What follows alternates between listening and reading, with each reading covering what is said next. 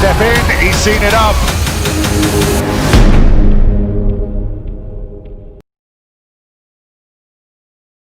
Karine les pria que du bonheur soit béni. Check, c'est pas pareil. Ekrina TV ya Mama Karine c'est Fulami déjà. Bokoto, s'abonner na Ekrina TV yoka Ekrina TV. Ekrina Nanye koboya Karine Kibiso femme à l'espèce. La Karine Kibiso la patrona. Alors bien Ekrina TV toujours en avant. Eh banamai bubuganate. Ekrina TV nde makambo na minute na zoe bisayo. Abonnez-vous massivement en tout cas. Et que nous allons partager des résultats et qui gardera ce que vous manquez de la préparer. Là, c'est prêt. Du bon, c'est table. Il ne produira pas de fruits. C'est la victoire qui vous fâche. Terminez vous attaquer. Tika dika kana union sacrée. Na la muka andeko el Martin Falusili. Na la muka. Oui. Ndeko ya Martin Falusili. Mais la muka ça Martin Falusili wana so bunda makamuna. Azo bunda pe bandeko ide pe so ça qui 37 pas zo pouvoir y pas zo bunda na lit na. Na lit na. Oui. Ya ça comme. Tu habites ça combien d'années? Yango jo ko sanga pesa ndeko Steve Mbikai.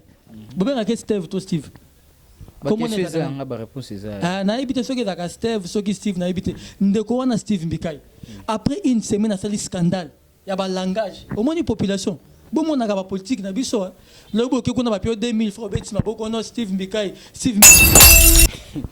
Bonjour, bienvenue à cette Ekrina télévision. Merci de ça juste Nanzambe parce que Azara être peu Azali. Arozala Seko na Seko Alpha Omega, tu fais ça Nanzambe, une émission de vitrine donnée. Ça fait un temps que tous les absents s'occuper beaucoup plus de la technique. Moi, ni les alaki. Et j'ai dit merci à bon retour on y va à France et à Papa Daven les prières. Et j'ai dit merci aussi à Mamie Georgine, Maman Aban et Bédé.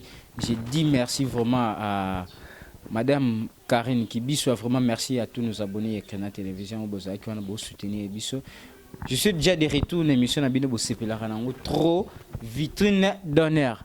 On est là, on est avec Denis Boulet où on va essayer de partager, de faire des analyses par rapport à la situation politique des autres passés dans la République démocratique du Congo. Denis, bonjour et bienvenue à la télévision. Bonjour Ndeko Piro, Nazana Esengo Makasi, Yakozala invité na on Katia vitrine. Vitrine manqué biso moi bangonga ebele ozaki lisusu marche te mais to sepeli quand même oza de retour na Ekrina na ko profiter ko souhaiter ba meilleur vœu ba bonne année na ba no surtout et Ekrina TV on est toujours ensemble le col Ndeko Piro Zongi on va continuer à travailler on est de retour on est avec lui merci. Merci beaucoup merci à Binotou Bozaki wana bo soutenir ngai au moment on a qui juste ici ma caméra pour s'occuper nani bo benga ki bo singa réclamation pour na sala retour na Katia vitrine donner vraiment merci à vous. Donc mais comme ça ba analyse qui est dans la situation politique où ils ont passé Denis Boulet on a surtout dans Congo surtout on est tous des Congolais les Congo c'est un pays qui appartient à tout le monde affaire Moïse Katumbi et Jean-Marc Kabounji donc au Congo c'est bon Ndeko affaire Moïse Katumbi Jean-Marc Kabounji il faut retenir on a deux volets.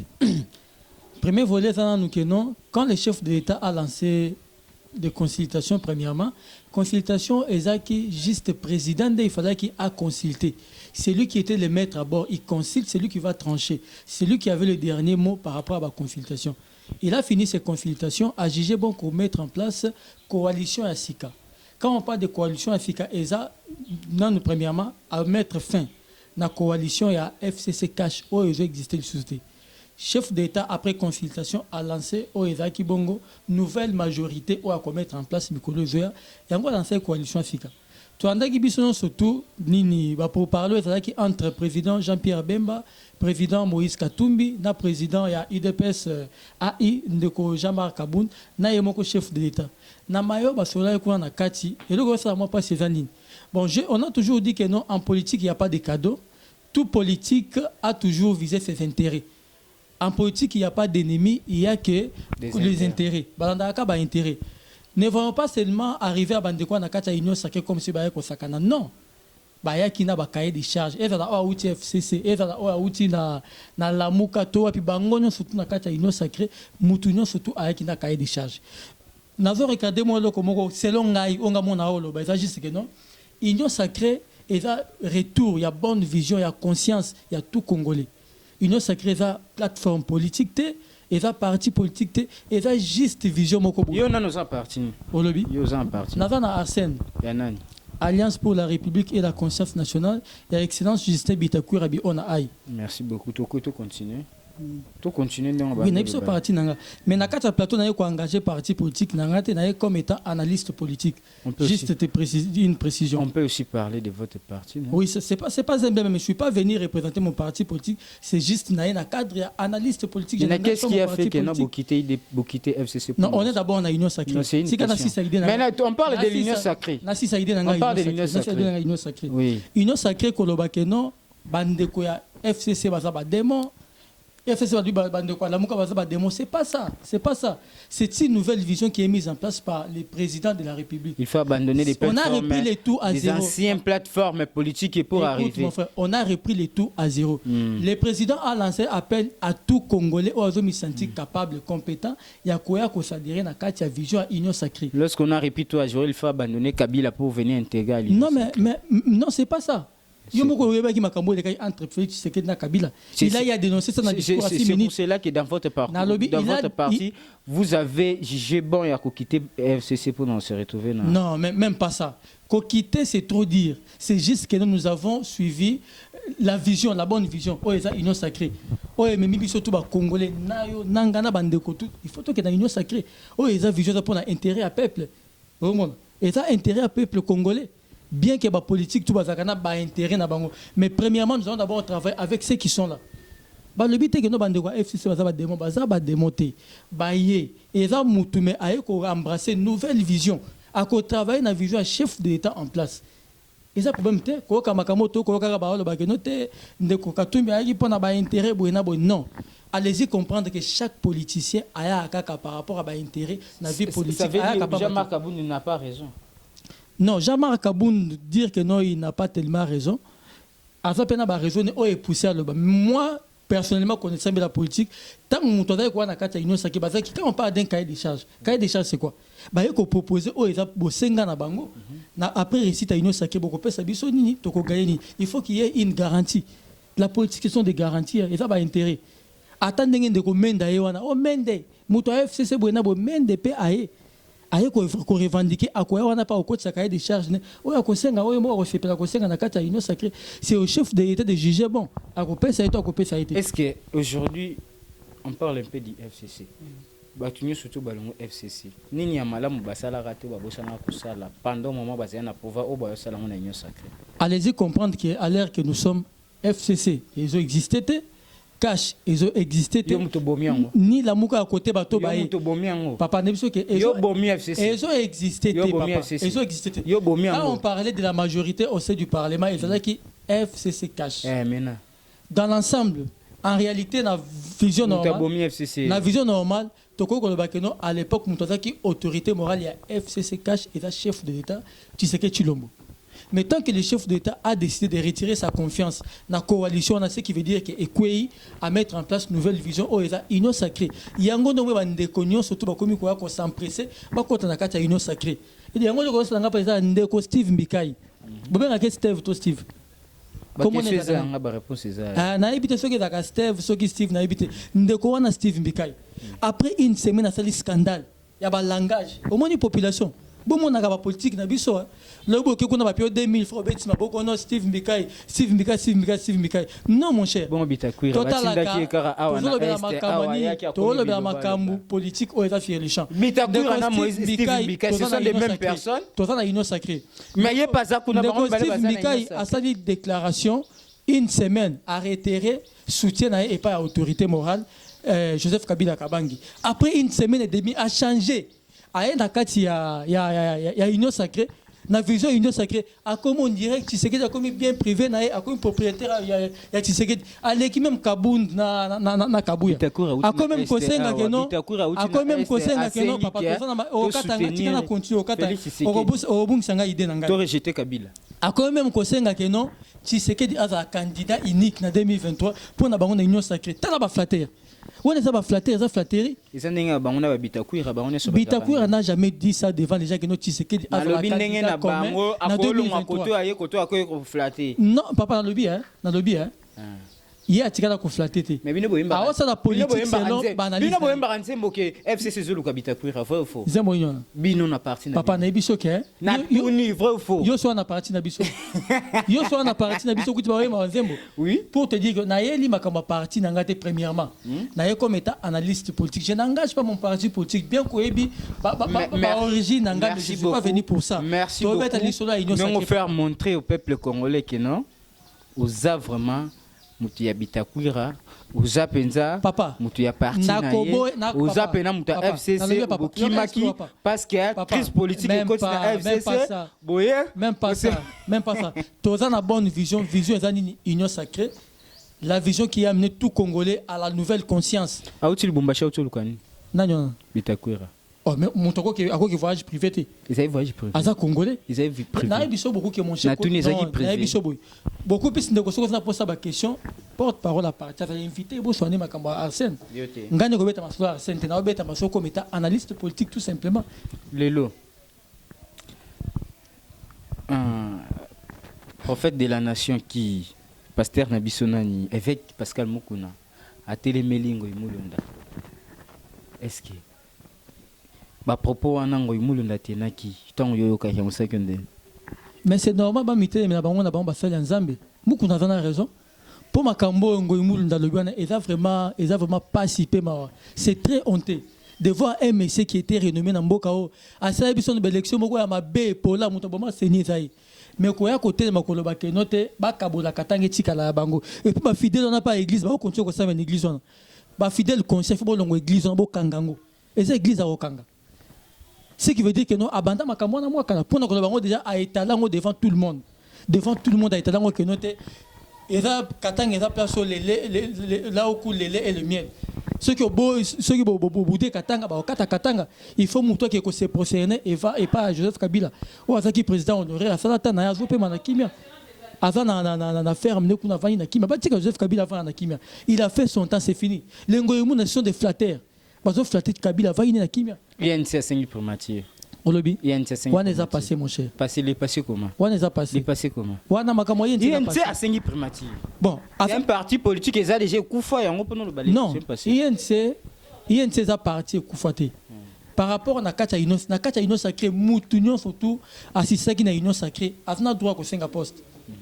Atos na député to ko senga poste atos pour ko senga poste na union sacrée pour la Congolais.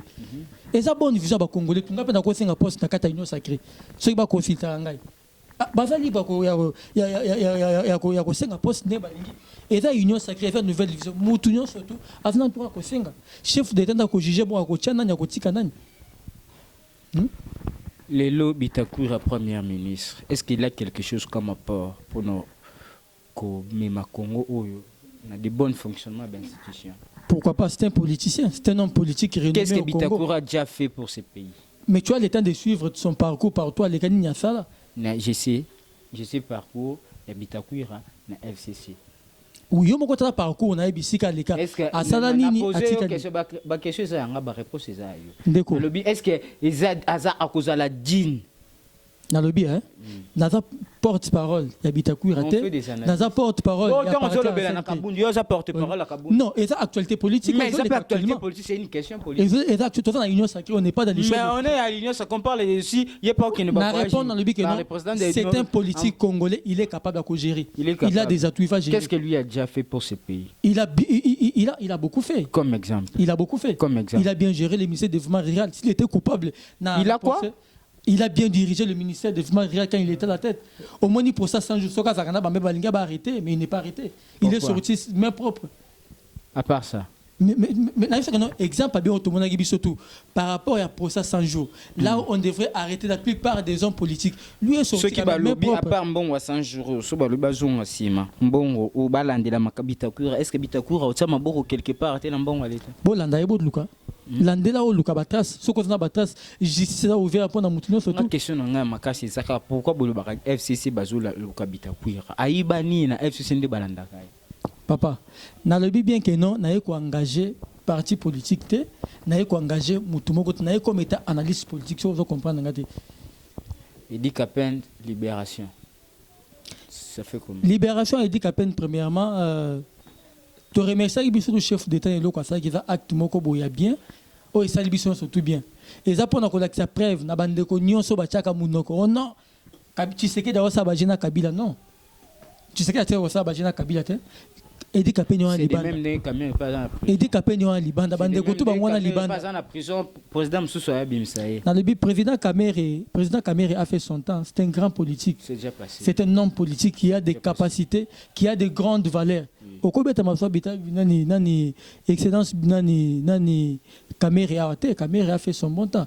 Il a juste ma procédure, il est en prison. Il y aura le temps à Kobima. Il faut qu'on ait du respect vis-à-vis de grand politique en Bokao. Oui. Justice, ceux qui vont dire que il n'est pas coupable. Il est déjà coupable. Il est coupable côté combien de fois? À l'ancien qui appelle, toi, c'est l'appel à continuer. Combien de fois? Bon, non, tu l'as dit pour ça, appelle. Non, tu l'as dit pour ça, appelle officiellement. Toi, c'est l'appel, banda. Ce qu'on a raison à Bimi. Parce qu'au niveau appel,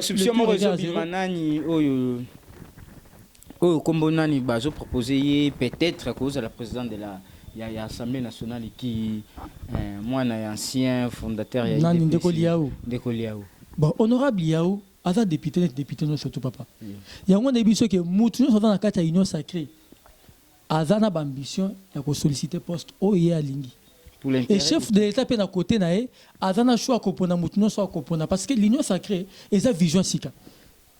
Chef d'état sa libre ko pona mutu non so ko pona. Pour asa na place na papa. N'est pas poni Bitakwira.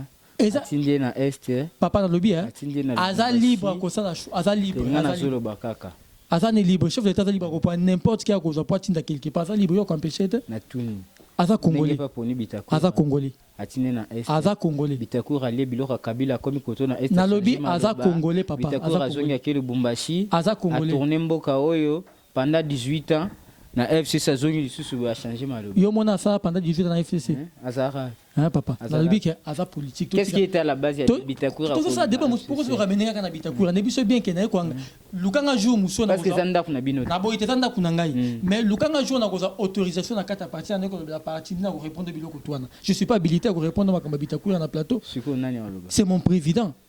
C'est mon président. Il a un porte-parole. Oui, il a un porte-parole à partir. Le candidat de Bosso, il a une question concernant l'autorité morale à partir. Et il appelle à Congolais. Le président de l'Ansaki appelle pour la Congolais. Tout Congolais est libre. Vous avez bénéficié.